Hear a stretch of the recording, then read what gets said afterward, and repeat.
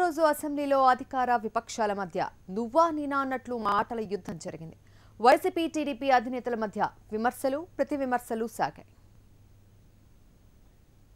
మీరేమేం చేశారు అన్ని విషయాలు మాట్లాడదాం. ఏం బాధ లేదు. నా జీవితంలో ఏ తప్పు చేయను, ఎవ్వరికి భయపడను. ఆ విషయం మీకు తెలుసు. నాతో పెట్టుకున్న లేవయ్యారు కూడా మీరు కూడా చూసుకున్నారు.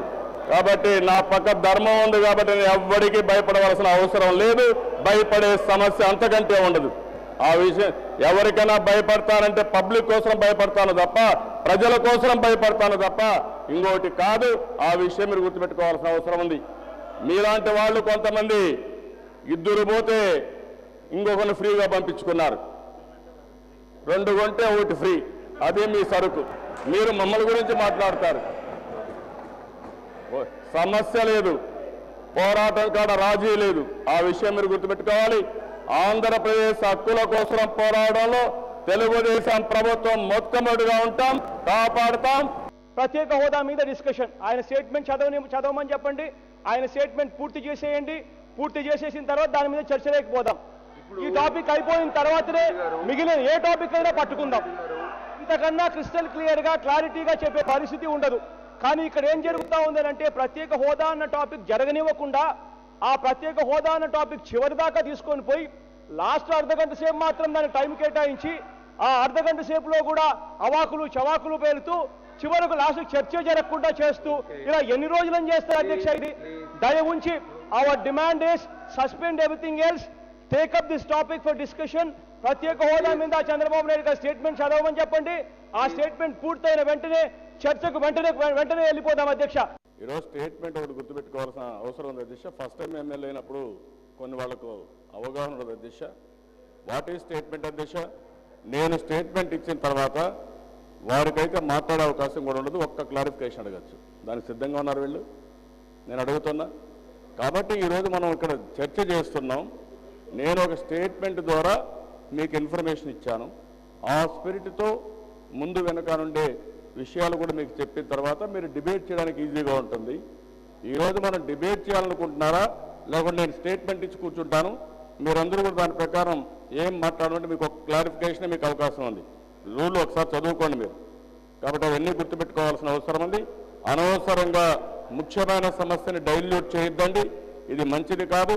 మీరే కాదు, రాష్ట్రం మొత్తం చాలా ఆవేశంతో ఆవేదనతో ఈ అసెంబ్లీలో ఏం జరుగుతుందో అని చూస్తున్నారు. కాబట్టి నేను మీకే కాదు, నేను జవాబుదారీతనం ఈ రాష్ట్రంలో ఉండే ప్రజలకు కూడా జవాబుదారీతనం. కాబట్టి ఈ హౌస్ ద్వారా ప్రజలకు తెలియజేస్తున్నా ఆ విషయం మీరు గుర్తుపెట్టుకోవాల్సిన అవసరం ఉంది.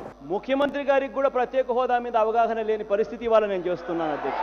ఎందుకనంటే మేము హోంవర్క్ చేస్తాం, మేము ప్రతిదానికి డాక్యుమెంట్లు చూపిస్తాం. చంద్రబాబు నాయుడు గారు స్టడీ చేయరు. ఆయనకు ఆ ఓపిక లేదు, టైము లేదు. ఓటుకు కోట్ల మీద ఎక్కువ హోంవర్క్ చేస్తూ ఉన్నారు అధ్యక్ష. అయితే ఈరోజు నాయకులను చూస్తే ప్రతి ఒక్కసారి అడుగుతున్నారు, మీరు ఎప్పుడు రాజీనామా చేస్తారు, మీరు ఎప్పుడు రాజీనామా చేస్తారని. ఇది అలవాటు అయిపోయింది అధ్యక్ష. బయట పోతే నేను చూస్తాను అధ్యక్ష, నాకు జ్యోతిష్యం చెప్పారు, నేను ముఖ్యమంత్రి అయిపోతాను. ఇదేంటి సార్? జ్యోతిష్యాలు మంత్రాలకు చింతకాయలు రాలవు అధ్యక్ష. అది గుర్తుపెట్టుకోవాలి. ఎక్కడికి పోతున్నారంటున్నా? ఒక బాధ్యత కలిగిన నాయకులు మాట్లాడే మాటలు ఇవి. మీరు కాన్ఫిడెన్స్ పెట్టుకోండి. మాట్లాడితే రేపు మంచి రోజు వస్తుంది, ఎల్లుండి శుభవార్త వస్తుంది. ఆ శుభవార్తలు ఏంటో నాకైతే అర్థం కాలేదు అధ్యక్ష. నేను ఒకటే చెప్తున్నా, పగటి కలలొద్దు. మీరు గుర్తుపెట్టుకోవాల్సిన అవసరం ఉంది. ప్రజలకు మంచి చేసే కార్యక్రమాలు చేయండి, సహకరించండి.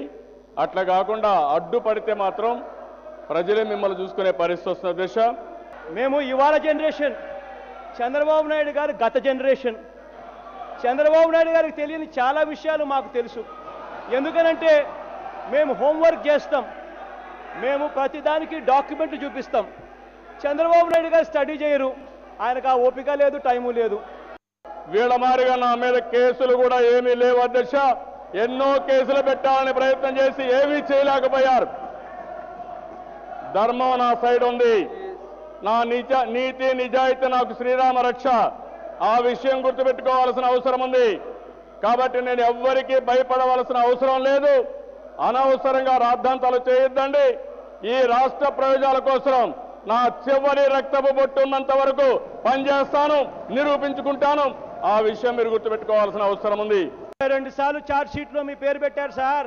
22 సార్లు ఛార్జ్ షీట్లో మీ పేరు పెట్టారు. వినండి, మా వాళ్ళు బ్రీఫ్డ్ మీ.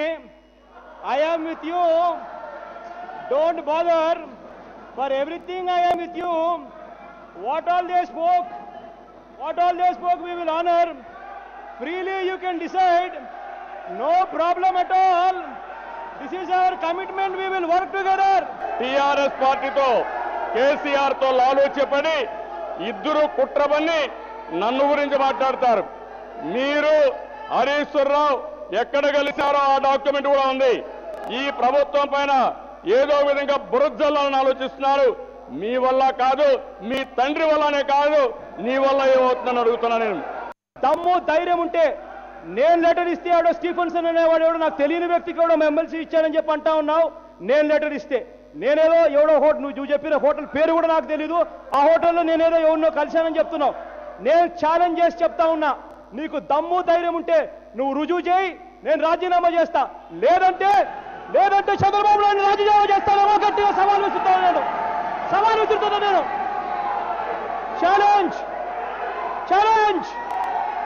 ఛాలెంజ్. నైబరింగ్ స్టేట్స్ తమిళనాడు, ఇంకో పక్క కర్ణాటక, ఇంకో పక్క తెలంగాణ, ఈ 3 రాష్ట్రాలతో సమానంగా పైకొచ్చే వరకు కేంద్ర ప్రభుత్వం సహకరించాలి, అన్ని విధాలు ఆదుకోవాలి. దీనికి స్పెషల్ ప్యాకేజ్ కానీ ఇవన్నీ ఇమ్మని చెప్పి మనం రిక్వెస్ట్ చేశాం అధ్యక్ష. అసలు స్పెషల్ స్టేటస్ అన్నది ఇవాళ మేము 15 నెలలు అయిపోయింది. ఇవాళ స్పెషల్ స్టేటస్ మీద మాట్లాడండి, స్పెషల్ స్టేటస్ మీద ఏం చేయబోతున్నారో చెప్పండి అని మేము అడుగుతా ఉంటే ఆయన ఏమేదో గతంలోకి వెళ్ళి ఏమేమో జరిగింది, ఏమేమో చేసింది, ఎవరేం చేసినారు అని ఏందేందో చెప్తా ఉన్నారు. అప్పుడు ఏం జరిగింది, ఏం చేశారు అన్న సంగతి ప్రజలందరికీ తెలుసు. ఈయన చంద్రబాబు నాయుడు గారు అవుట్డేటెడ్ పొలిటీషియను, ఎప్పుడో ఒక పాతకాలంలో చదివిన వ్యక్తి. ఆయన ఇవాళ చెప్పే సగం తెలుసు సగం తెలియని నాలెడ్జ్తో ఆయన చెప్పడం, ఇవాళ ఈ సభ ఉండడం మన కర్మైట తయారైపోయింది. జగన్మోహన్ రెడ్డి గారు పాపం చాలా తాపత్రపడుతున్నాడు అధ్యక్ష. నేనేదో అవుట్డేట్ అయిపోయాను, నేనేదో ఫ్రెష్గా వచ్చాడు, చాలా తెలివైన వాడు, బ్రహ్మాండంగా చదువుకున్నాడు అని పాపం ప్రొజెక్ట్ చేయడానికి ప్రయత్నం చేస్తున్నాడు అధ్యక్ష. మేమందరం కూడా ఏం చదివాడంటే ఆయనకే తెలియాలి. అమెరికాకు పంపిస్తే తిరుగు తపాల్లో వచ్చాడు. నేను అసెంబ్లీలో అదే చెప్పాను ఒకసారి. వీళ్ళ తండ్రి గారు ఉన్నప్పుడు అడిగితే, మీ అబ్బాయిలు మరి అందరూ అబ్బాయిలు ఉండరు, మీ అబ్బాయిని అమెరికా పంపిస్తే తిరిగి తపాల్లో వచ్చారు, మా పిల్లలు అక్కడ చదువుకుంటున్నారని. కానీ ఇప్పుడు అధ్యక్ష నాకు ఆశ్చర్యం వేస్తుంది. నేను అవుట్డేటెడ్ అయిపోయాను అంటే పాపం మా మార్గం చెప్తే ప్రజలు నమ్ముతారని పాపం లేనిపోని ఎక్సర్సైజ్ చేస్తున్నారు అధ్యక్ష.